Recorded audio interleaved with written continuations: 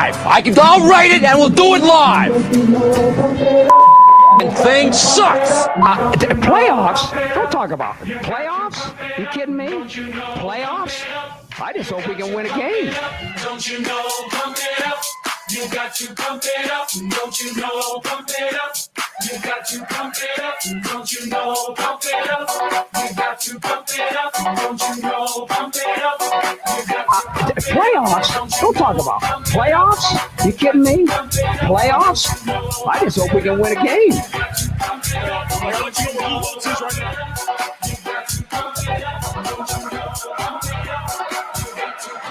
This is a tough team right here.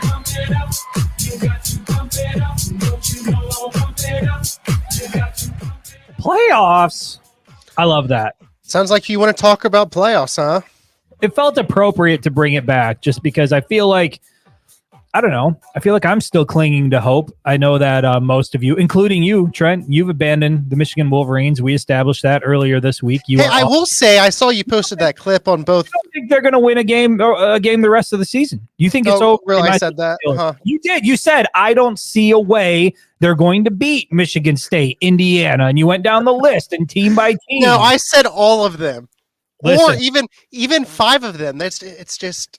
And I think you're in the minority. You posted that trying to slam me on social media, and there was definitely a lot more people on my side than yours. It might have backfired on me. I thought that you would feel the wrath of the fan base for your lack of faith, and it turns out I'm delusional, and I'm the one who's in the wrong here. So that's fine. That's totally fine. It is Fan-Led Wednesday, and I'm going to be honest here. I told Trent before we got on the live, I have nothing. I have nothing to talk about, nothing to say. I don't have a lead-in, and so for sure, that's right, CJ. Kool-Aid Chris. That's my new. You know what? I actually kind of like that nickname. I hope that one sticks because I kind of like that. But yeah, really, I've got nothing to talk about. It's Fan-Led Wednesday, and so we will let you guys lead the show. Any questions you have, any topics, anything you want to talk about. I mean, you want to talk Michigan football, you want to talk Illinois, you want to talk chemtrails, whatever it is you want to talk about, this is your show. You lead the show.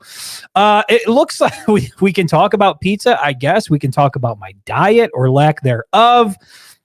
Boy, I'll tell you what, man, this is a really hard time of year. Like if you're trying to eat healthy, like this is the time of year where your will is really going to be tested. Like it's cool outside and those comfort foods, they taste a hell of a lot better this time of year. And I'm trying. I'm coming up and then Christmas. My goodness, it's going to be a nightmare, but I'm going to try to power my way through it. You know, I've talked about this. I'm in my 40s now. You know, I don't want to have heart issues, anything like that. I want to try to be around for as long as I can. I can't be out there eating Big Macs and double quarter pounders with cheese every day of the week. Like you, Trent. I mean, you eat like you're a college kid. Some of us have to try to be mature, healthy adults over here. It might as well be me.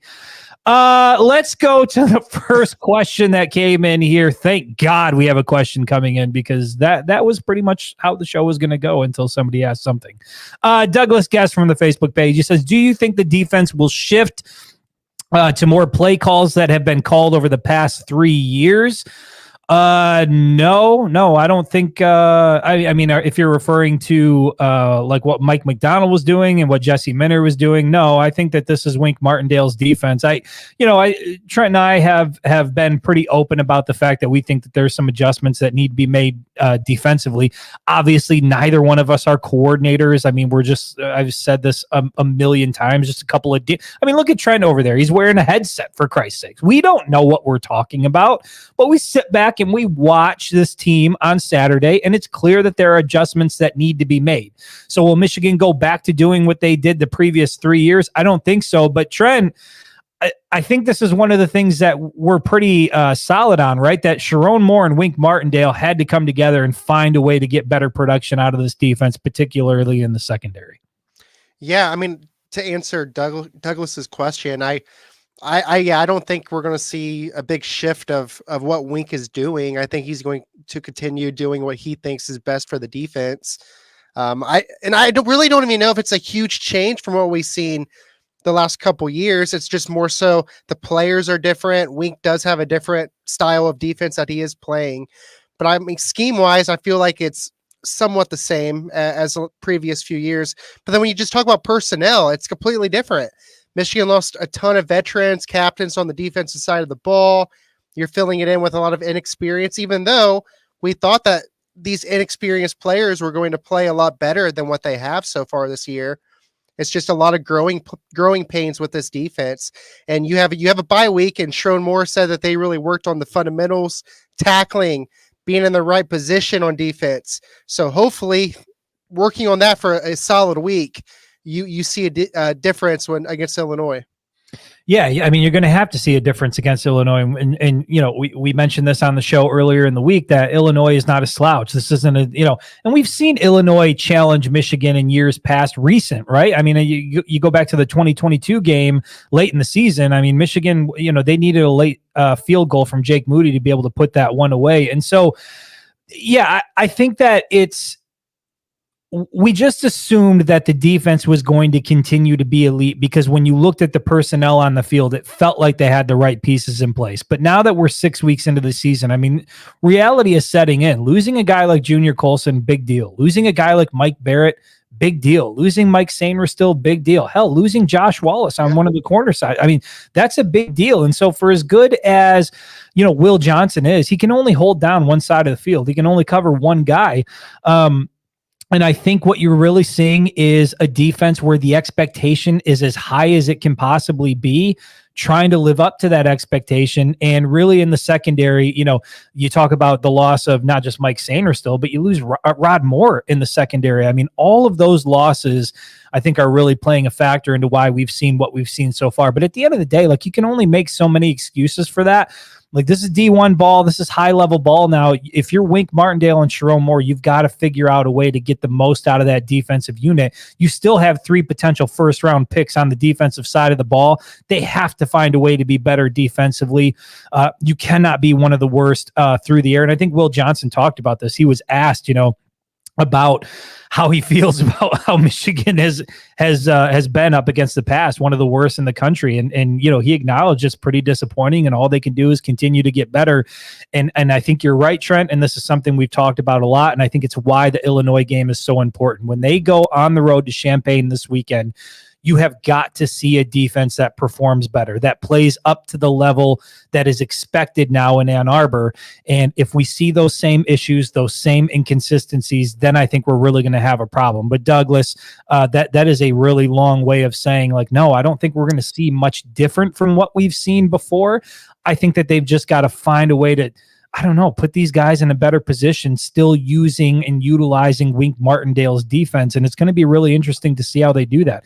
I mean, if they paid us, if we were pulling in those kind of dollars, if we were making millions, Trent, we could sit down and we could probably figure something out, but that's way above our pay grade at this point. Adam from the Facebook page, he says, why has Michigan had such issues recruiting a top tier quarterback? I feel like this is a pretty easy one to answer. Trent, I'll throw it over to you. Just the style of play, right? Michigan is a run first identity. Today's college football, it is a passing game. And these kids coming from high school, if you're a 5-star recruit, you don't want to hand the ball off 30 times a game. You want to drop back and throw the football. And when you're dropping back and throwing it 15 to 20 times a game, it's not an interesting style of play. Michigan's actually lucky they landed a guy like JJ McCarthy, because he had offer after offer after offer to go to these all these top tier programs who do air it out. But JJ was a culture guy. He wanted to get Michigan back to where it needed to be. He helped do that. But it's very difficult to land a Bryce Underwood playing Michigan style of football. Yeah, and I mean, JJ was a rare breed for a number of different reasons, and you just can't expect that you're going to find a guy like that year in and year out. And Trent, it's interesting that you referenced Bryce Underwood, because that was what I was going to reference. I don't think it's any more complicated than basically what you just said, Trent. There's quarterbacks in high school that are looking at the Michigan offense and they're saying to themselves, how many guys are they sending into the league? I get that JJ was a first round pick and it was an incredible year in 2023, but go back and look at history. Trent, you might know this, prior to JJ, who was the last first round quarterback for the Michigan Wolverines? I don't know.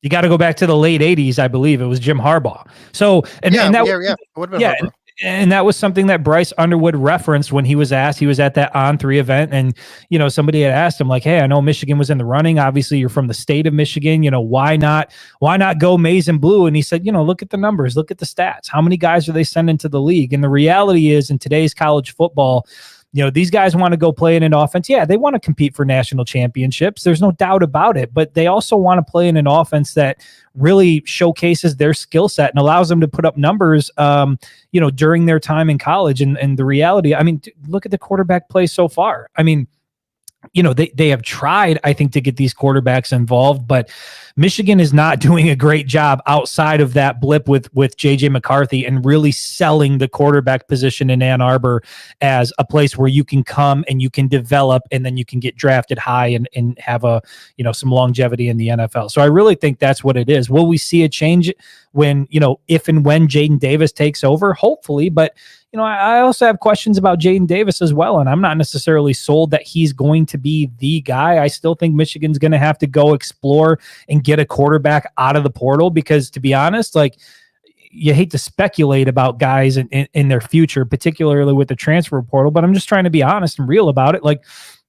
Why would Alex Orji be here next year? Why would you return if you're Alex Orji? I don't know what, eligibility wise, if Davis Warren has the opportunity to come back for a fifth year, I'm not sure. But, if you're Jaden Denegal, why would you stay in this system? I just think outside of Jadyn Davis, I don't know that any quarterback, Jack Tuttle included, obviously, because he's in his 20th year, any other quarterback on the roster right now is going to be a factor. And so I think Michigan's going to have to go out and have to find a portal guy. But overall, like I said, Michigan just does not do a good job of selling the quarterback position in Ann Arbor and making it attractive to some of these top level recruits that you're seeing go elsewhere where they can, throw for, 3,000-4,000 yards.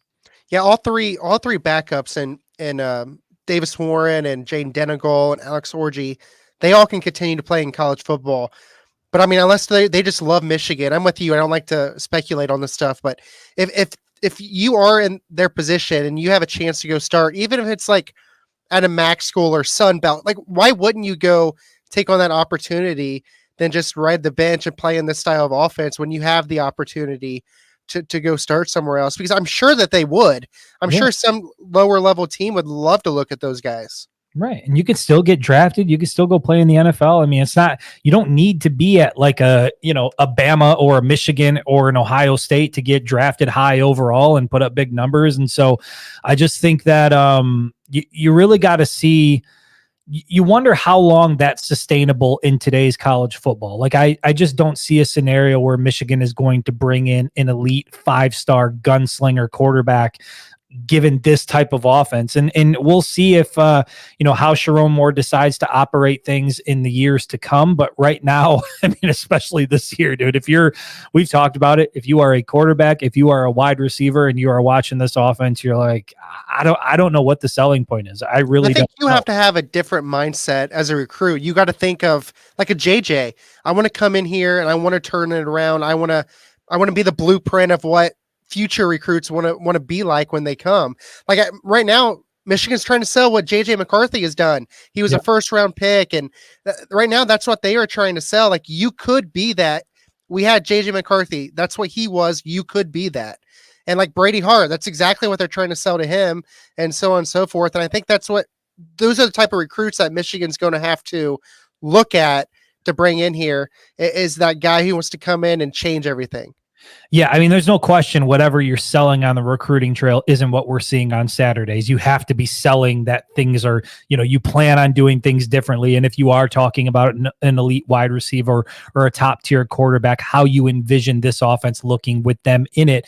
But I do think, and how much of this do you think is important? When you talk about Kirk Campbell and you talk about the way things look, don't you have to show a willingness to do some of those things, to actually show that you're willing to do it and you want to try to do it, even if it doesn't necessarily work? For instance, this weekend against Illinois, Jack Tuttle is going to be the guy. We all know that we have to see more efficiency and effectiveness through the air. Don't you think that regardless of what you want to do offensively, you have to show those things? You have to be at least willing to do those things if you're Kirk Campbell and Sharon Moore? Yeah, I would think so. And I feel like you have the perfect quarterback here to try to do something. And I think you're right. I think you got to attempt to do it.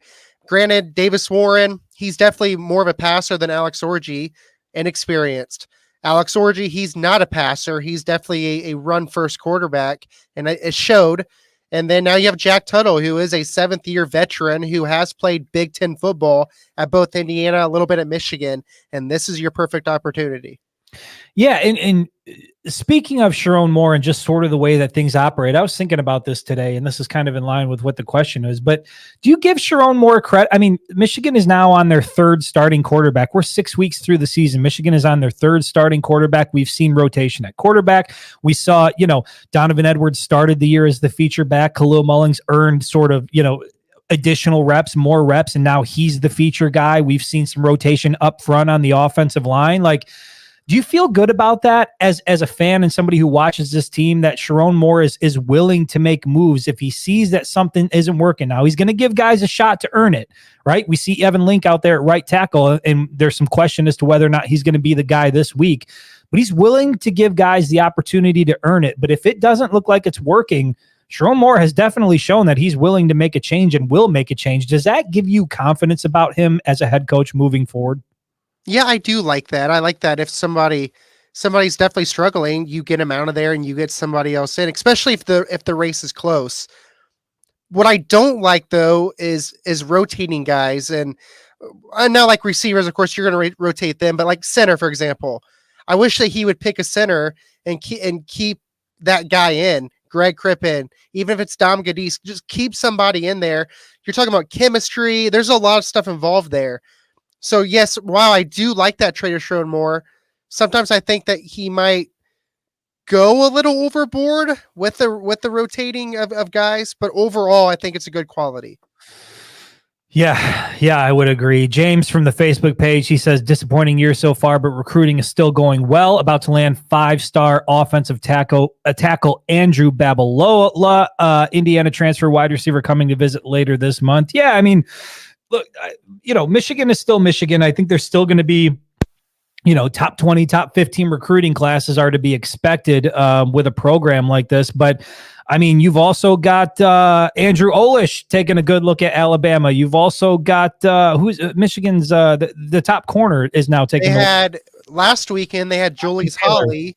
He visited Alabama, and then now Ivan Taylor's looking at Alabama. And it sounds like Alabama's going pretty hard after Ivan Taylor, and he's already, he flipped from Notre Dame to Michigan, and I'm not saying that there's a risk that he's going to flip again, but I mean, this is recruiting in today's college football, and things are very fluid. And so, yeah, I mean, it's good to see that there's activity and that Michigan is still going to be in the mix. But make no mistake, James, they've still got to hold on to the guys that they have committed right now.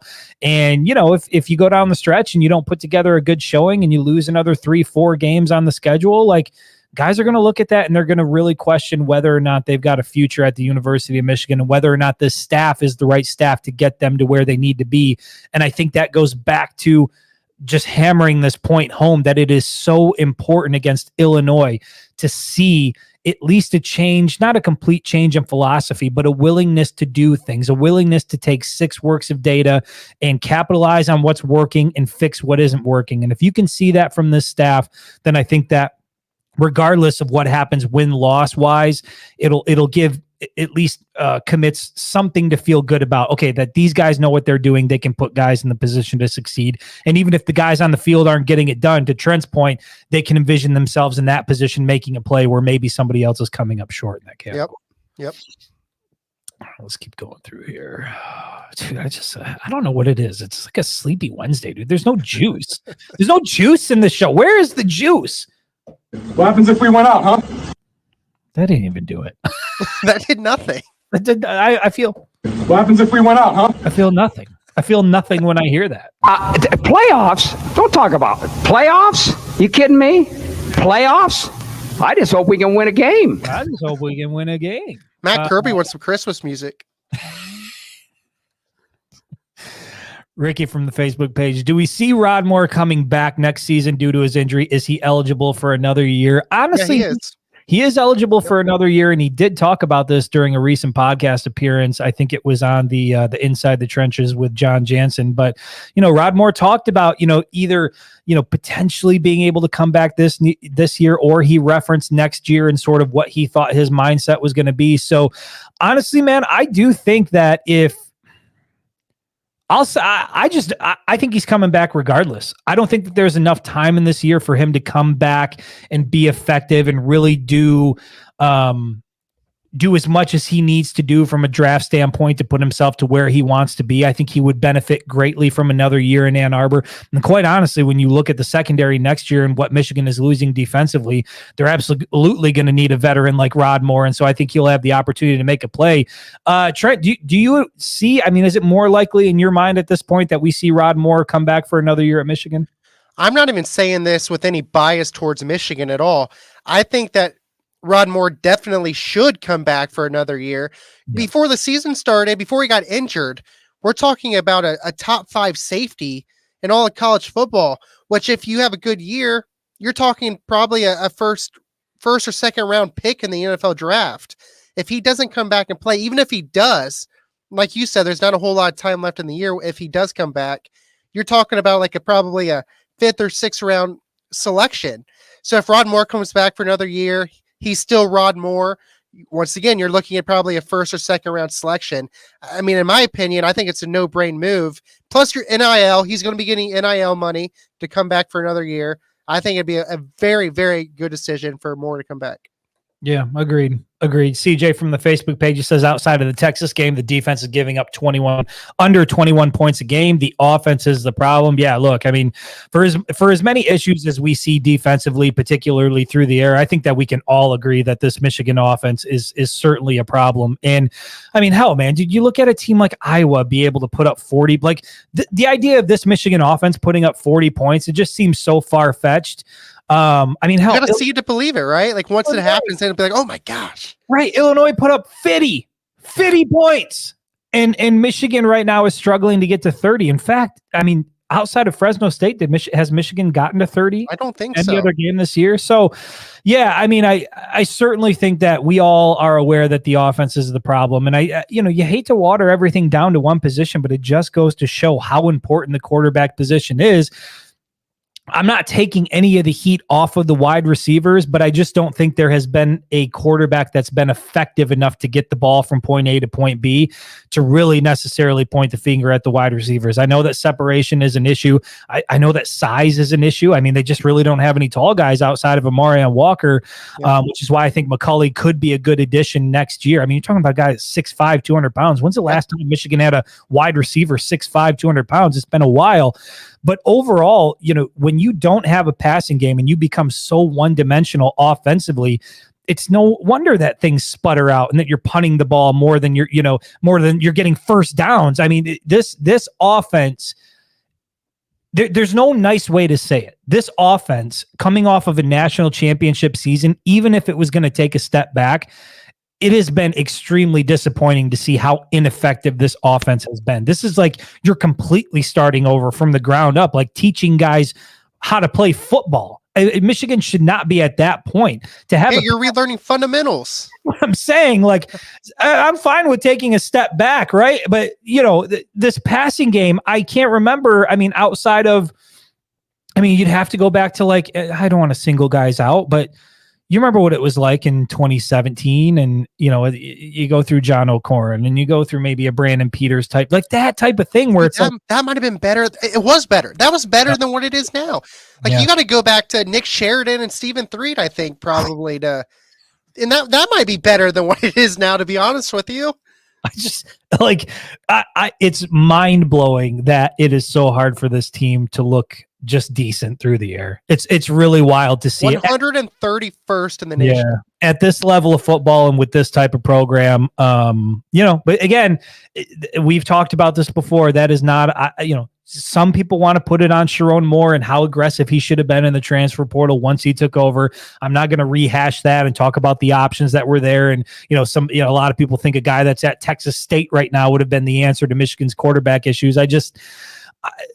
This is Jim Harbaugh's quarterback room that Sharon Moore is trying to navigate. Jadyn Davis is in the building. Hopefully you can keep him there and that everything will look better next year, or at least look competent next year. But right now, man, this is just, hoping and praying that Jack Tuttle can just get us to 150 to 200 passing yards through the air. But CJ, to your point, no question about it. The defense has issues, but the primary issue with this football program right now is offensively, and it's in the passing game.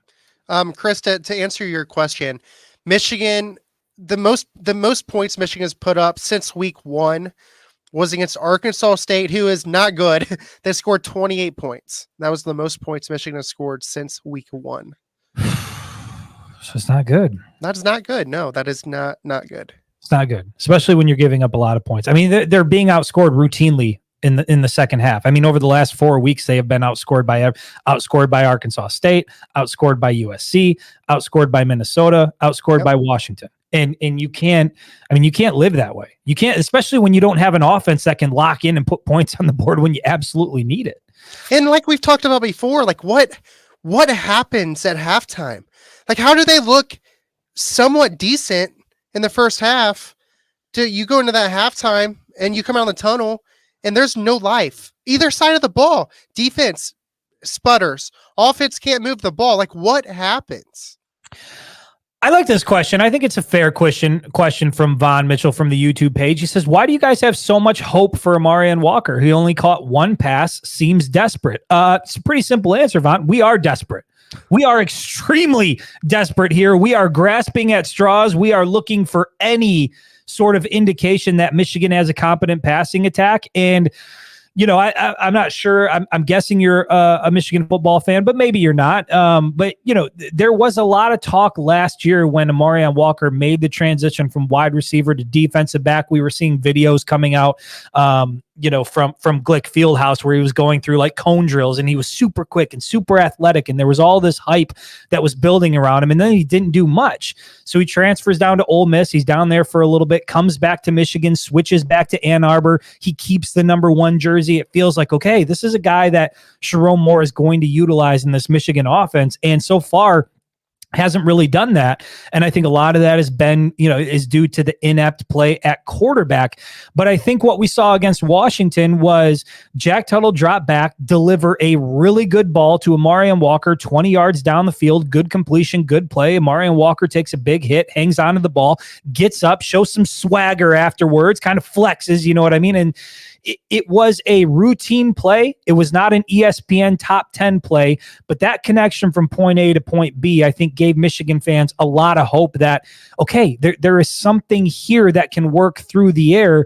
And I think people are looking at Amarian Walker. He's like 6'3". I'm not sure what his weight is, but he's one of the taller wide receivers on Michigan's roster. And the other guys are very short. Tyler Morris is a short guy. Samaj Morgan's like 5'10" or something like that. I'm not taking anything away from him. I'm just saying, like, these are slot guys. These are quick guys. These are guys that are not going to go up and high point the ball and, win on a 50-50 ball. And we haven't seen that so far this year. And so even with a guy like Frederick Moore, you thought maybe you would get that out of him and you haven't got it out of him. So Von, to answer your question, I mean, the options are limited right now. We saw one pretty damn good play from Jack Tuttle to Amarian Walker. And I think Michigan fans just want to see more of that trend.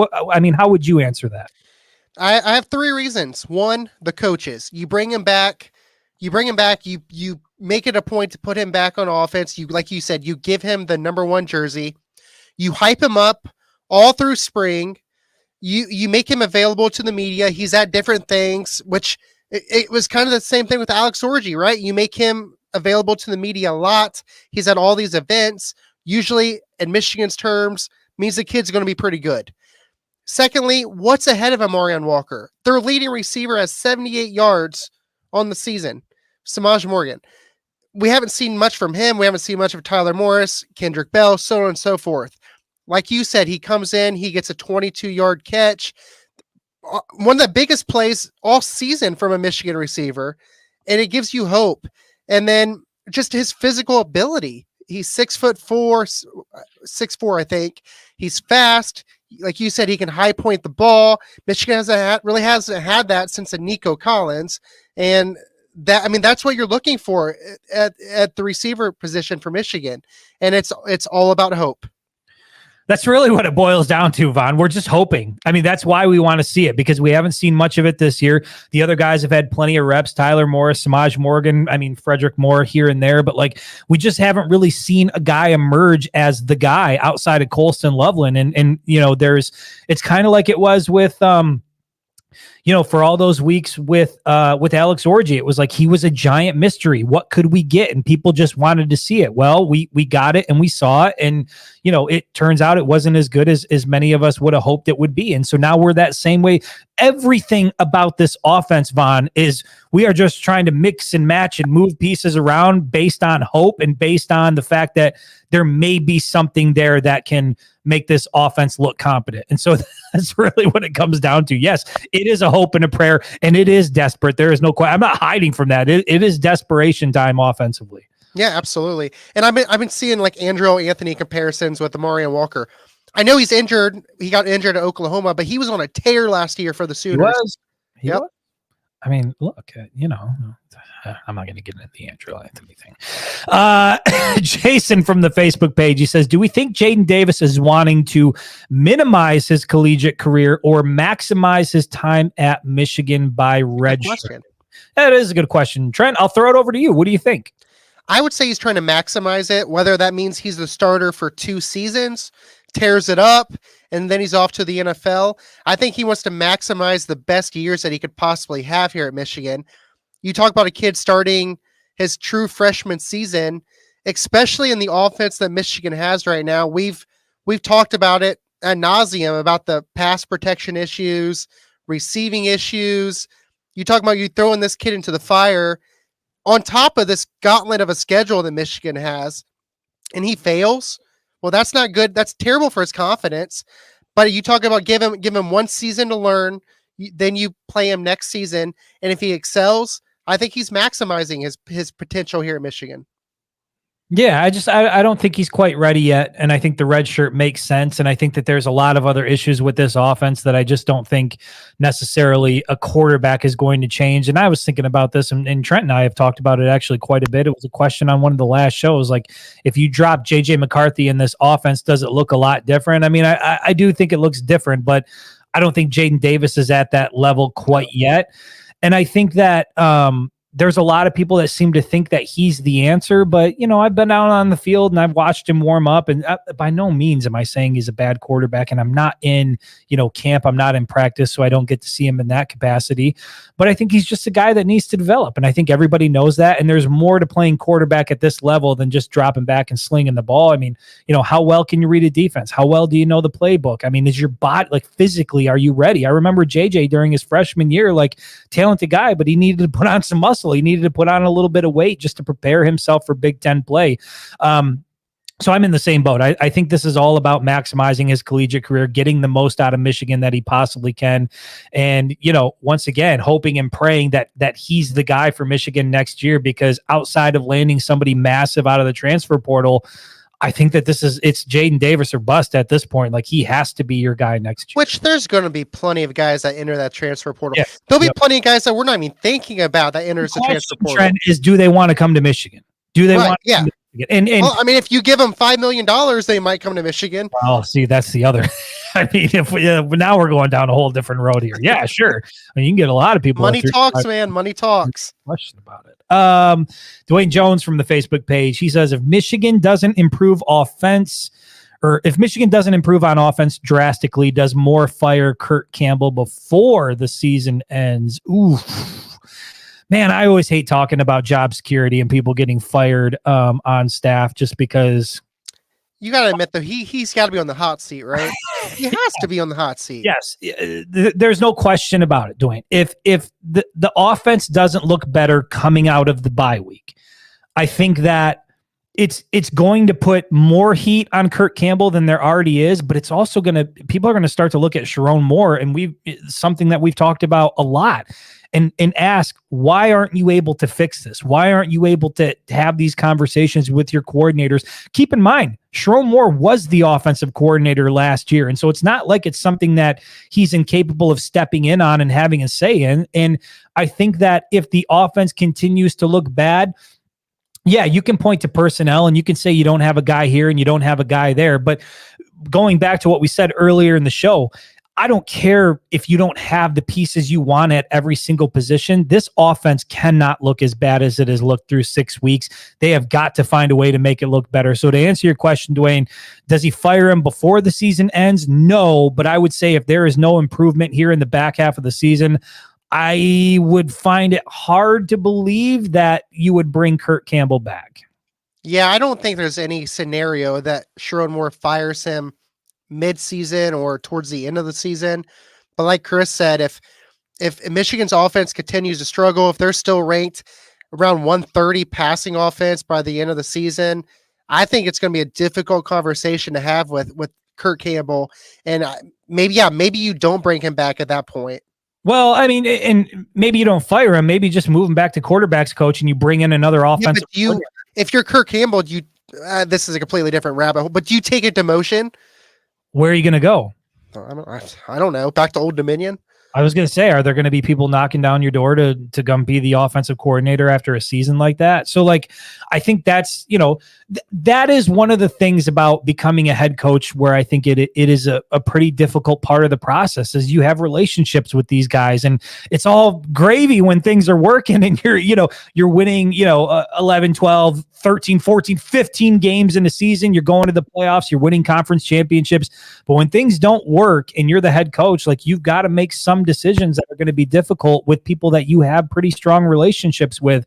And the bottom line is that this Michigan offense has just looked really, really bad through 6 weeks. And if that continues and it doesn't change, yeah, you can put some of that on personnel, but you're going to have to put some of that on Kurt Campbell. And then Sherrod Moore is going to have to make a decision as to whether or not, does Kurt Campbell give them the best chance offensively, or can he go out and get a guy that has a lot of experience as an offensive coordinator, come in with a young Jadyn Davis and some other pieces offensively and really get the most out of this Michigan offense? Hey, when you're talking about Michigan, I don't care if Michigan's offense is struggling or not. You can go get a talented offensive coordinator to want to come coach here. Like I feel like that's a fact.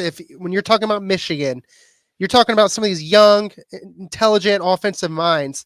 They would love to get a chance to come as a stepping stone to come to Michigan, to then become a head coach somewhere.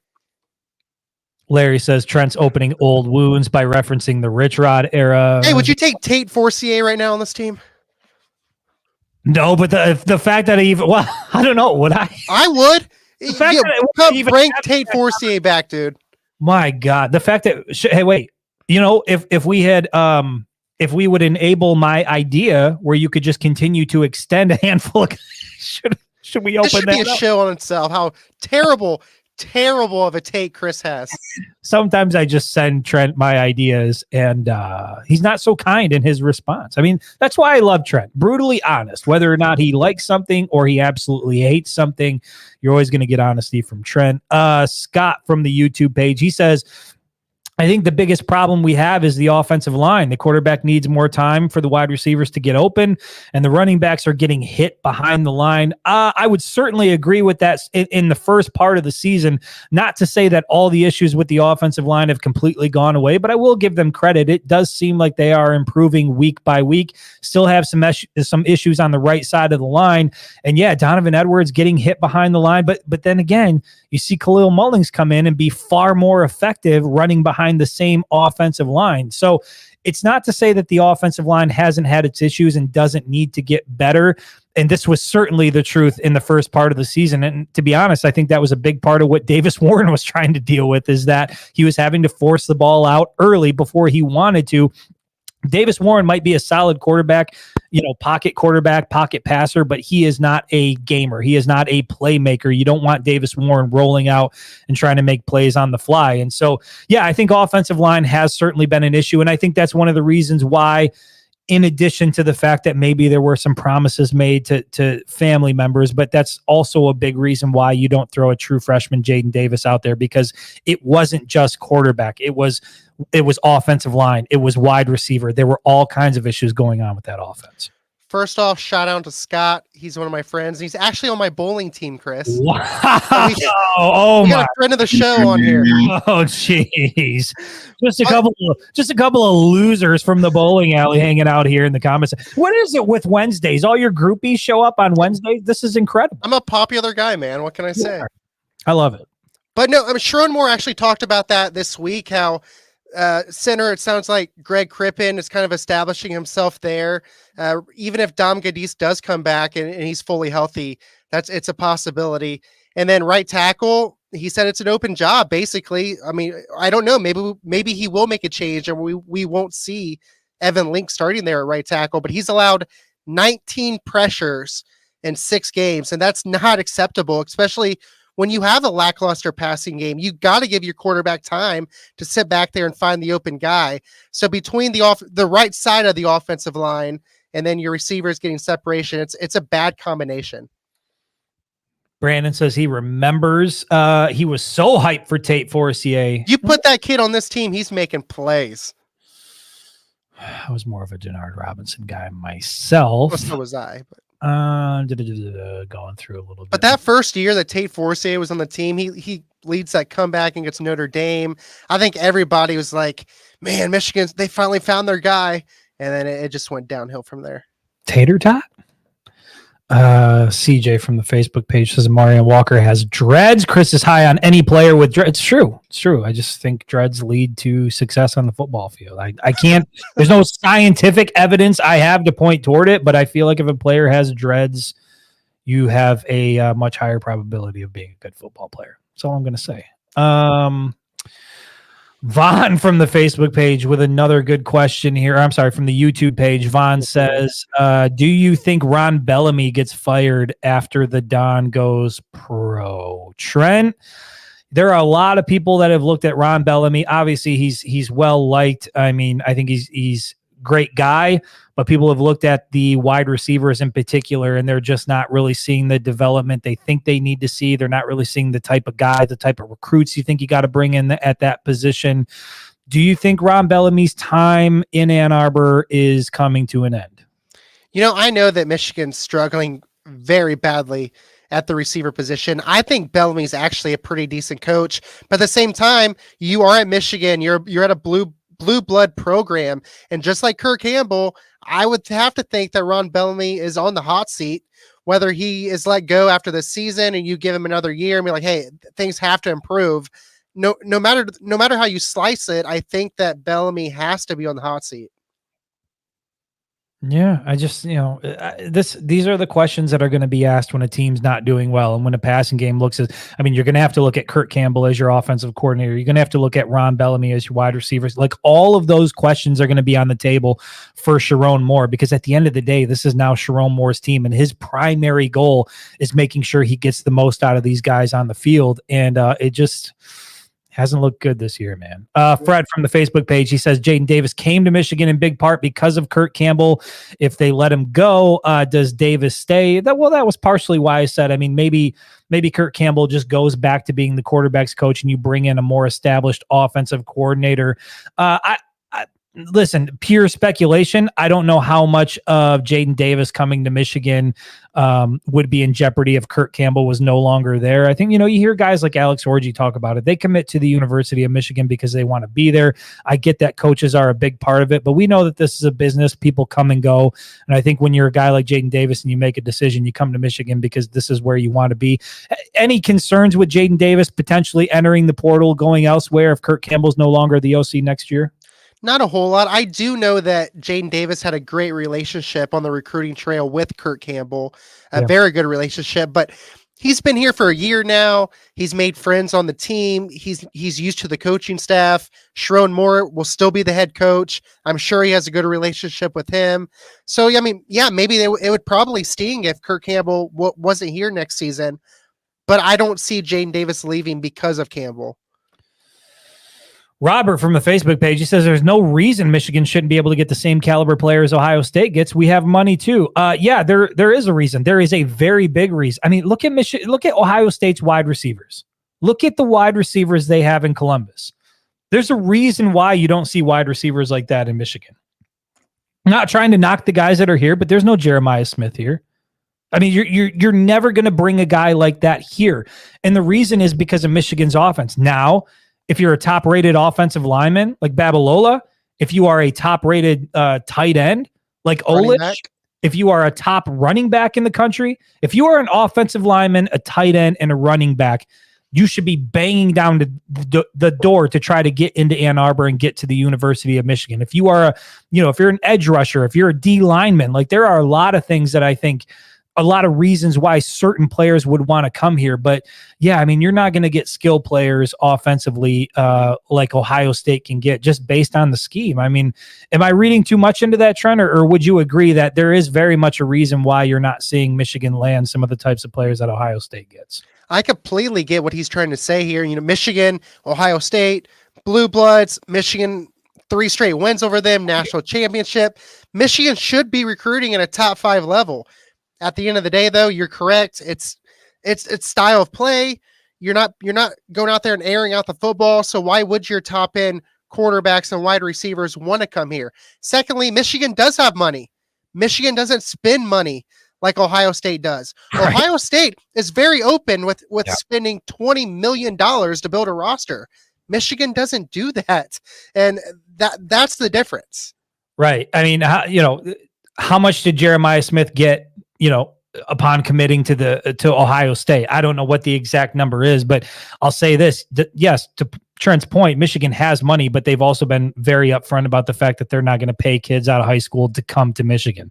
The whole thing about Michigan's NIL program is that once you get here, you have the opportunity to earn money. But unless something has changed in the recent past here, to my knowledge, it's still business as usual as far as that's concerned. They're not going to pay high school kids to come to the University of Michigan. Trent's friend Scott says that you are making him watch this podcast, which is, look, I'm fine with Trent forcing people to watch. It helps our numbers. And Matt Kirby is surprised that Trent has friends. Yeah, Matt, you're one of them. It's a bowling friend, Matt. So there's like an asterisk there. Let's see here. I want to get through some more of these questions. Already at 46 minutes. Dude, is it just me or is this show suck today? This show has just been like dry turkey. There's no spice in here. There's no excitement. Well, I mean, you are the host, so.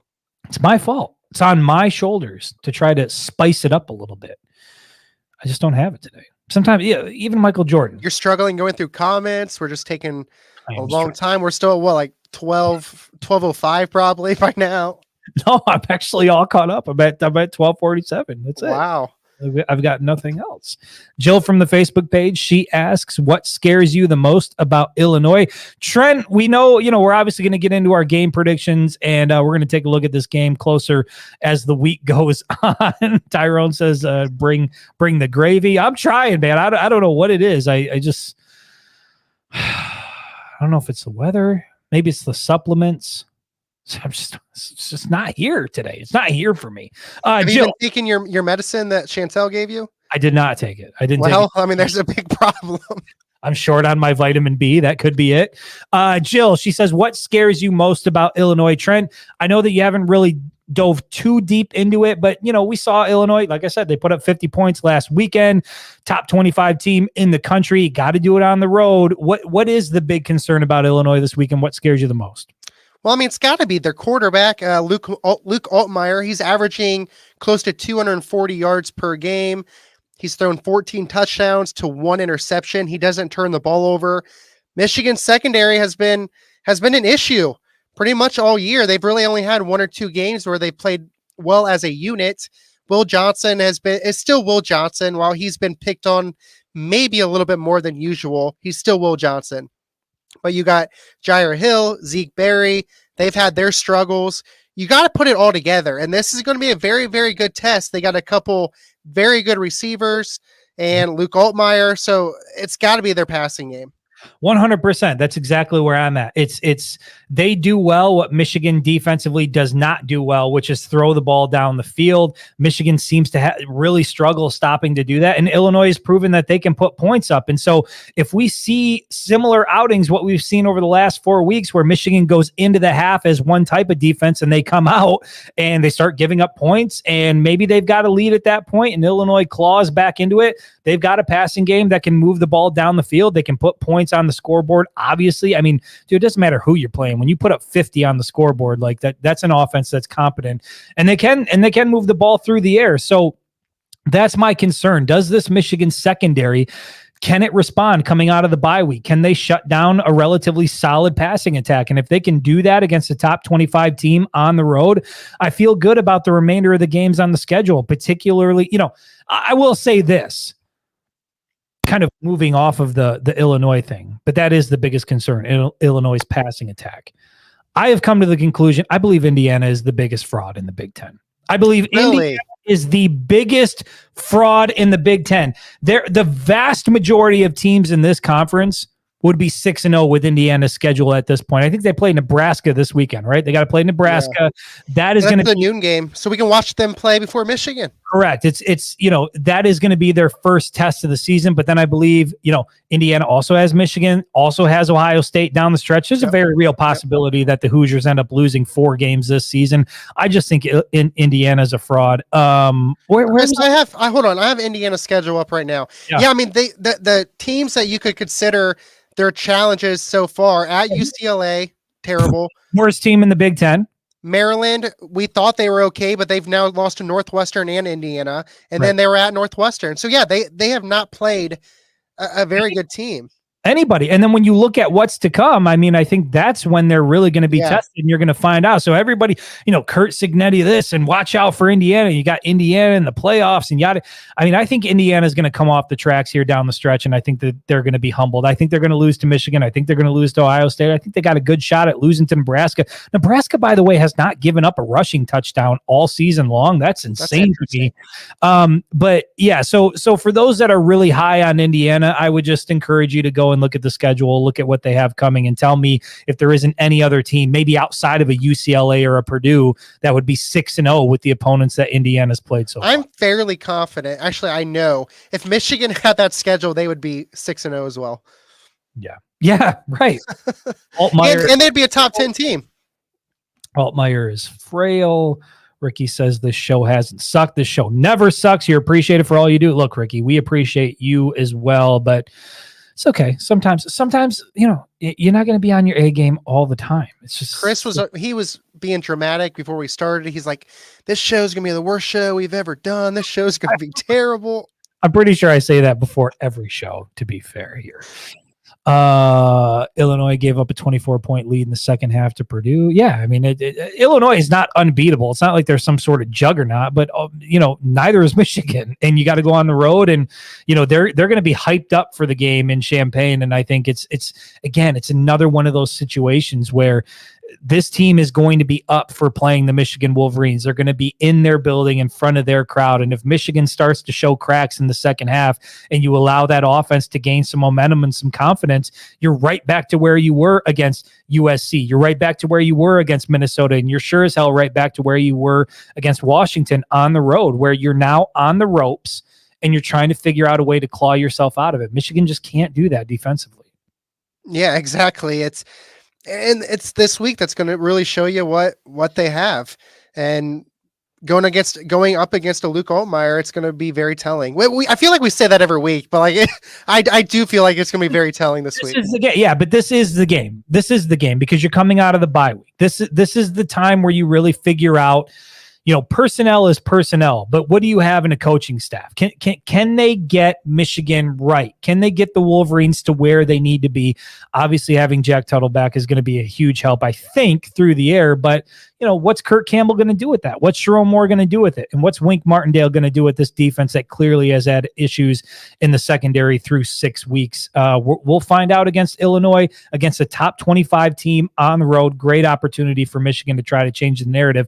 And if the Wolverines go out and they look, if it's a convincing win on the road against Illinois, I feel pretty good about Indiana. Yeah, I think it's everybody should feel good. If Michigan could go out there and win, I don't know, 38-14, I feel like everybody would feel really good about that win. All right, so let me ask you this, because I got a lot of shit for my 5-1 down the stretch. I got a lot of shit for that.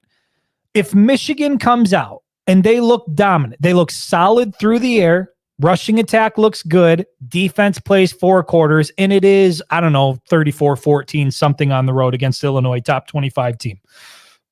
What does that do for you in terms of how you think the second half of this season is going to play out? I would predict 4-2.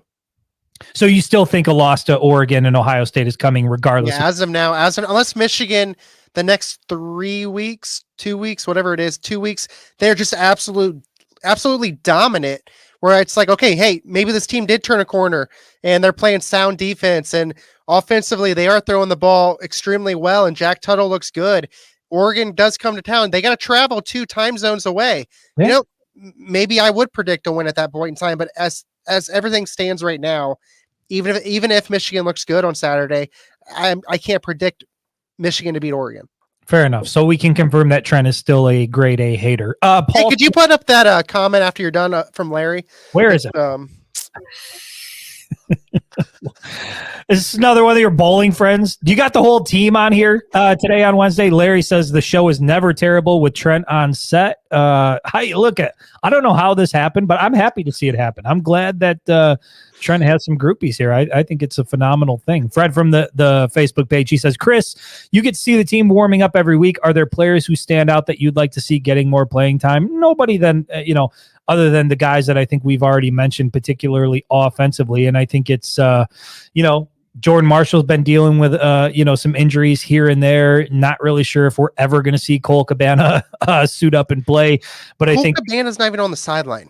Yeah, so I think I think it's Amarian Walker. That's the one guy right now where you're looking at him offensively. And, I think the tandem of Khalil Mullings and Donovan Edwards, I think is great. Jack Tuttle, I think we saw what we needed to see from him against Washington, where it's clear to me that he's the quarterback Michigan needs offensively on the line.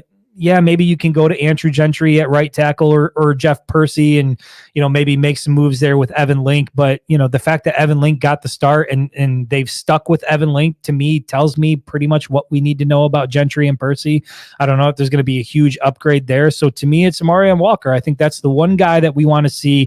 Now that you've got a quarterback, an experienced guy, it looks like Amarian Walker is the type of guy that can stretch the field. Can they develop some good chemistry and a connection there? And if they can, and Michigan has a deep threat, then I think the second half of the season, look, this team with a competent passing attack, a deep threat, the tandem of Mullings and Edwards, and an offensive line that has made improvements, coupled with a defense that has 3 potential first rounders, if they can put together 4 quarters of football, I think 5-1 is very much in the cards. I know I was getting roasted for it, but I just think it is in the cards. And so that's it.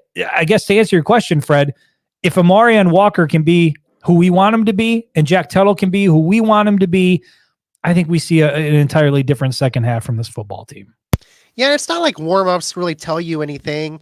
I mean, they're just literally going through their routes or stuff like that. It's not like you're really seeing a whole lot. But what I found interesting, Chris, do you remember after week 2, I think, Tony Alford said that he failed as a coach by not putting Benjamin Hall into the game? He put him into the game. Michigan put him into the game the week after that, and I think he had 2 or 3 carries, has not seen the field since. Michigan's been rolling with 2 running backs ever since. Michigan's always played 3 running backs, almost 2. Sometimes it was annoying how many running backs they would play, but they're not going away from the Khalil Mullings and Donovan Edwards. I find that a little fascinating with his comments that he made. And Ben Hall has done nothing wrong to make you think that this kid can't play. So it's very interesting. Not that we know of. I mean, Benjamin Hall he's got the size. He looks like a guy who's got good patience and good vision. And in the times where he has had some opportunities, he's looked decent. But yeah, Tony Alford, to your point, said he failed by not getting Benjamin Hall in the game. And then they put him in for a little bit. And then we haven't seen him again. And so I'm just not sure, man. I mean, like I said, I think the tandem of Edwards, and it's not like Edwards has been horrible. Go and look at Donovan Edwards' numbers. He's not been terrible this year. It just hasn't been nearly as explosive and dynamic as we all expected. But that duo of Mullings and Edwards, I think, has been more than serviceable. And I think they found something that works by having Mullings be the lead guy. And, you just want to see more of that continue. Did I miss a question here? I don't know. Let's keep going through it. If they put up, Jesse, then you're not going to be changing your tune. I mean, Michigan is not going to be putting up 300 yards through the air on Saturday. I mean, if Michigan puts up 300 yards, they're winning out. Do you think Michigan puts up 300 yards through the air in any game this year? I don't think there's a chance. I don't even know if Michigan throws for 200 yards in a game this year. What do you think? What do you think the top line is going to be? What do you think this passing game maxes out at? What's the most the best passing output they have here for the season? I'm looking up right now to see what their highest output was for the year so far. Davis Warren, maybe. Oh, no, I'm wrong. So they threw for 204 yards against Texas. There you go. Yeah, Davis Warren was up over 200 yards. Yeah. Okay, so 250, I would say, is probably the max. 250. Yeah. So I feel like that's stretching. So if the over under set at 250.5 and you've got money on it, I'm going under. You're going under. Okay. All right. Fair enough. No faith in the passing game. I can't blame you. I mean, Larry. Hey, Chris, ask Trent who Minnesota plays this week. I'm sure Trent's well aware of that game. Trent's had that one circled for quite some time. 6-0 after this week. Unbelievable. Unfortunately, Robert from the Facebook page says, unfortunately, I see 2 more interceptions from Jack against Illinois. I don't know, but will you be concerned if Jack Tuttle had 2 critical turnovers in the game against Washington late, and a lot of us looked at that and said, well, he was coming in under, difficult circumstances, didn't have a lot of time to really prep and prepare, and he's been dealing with injury.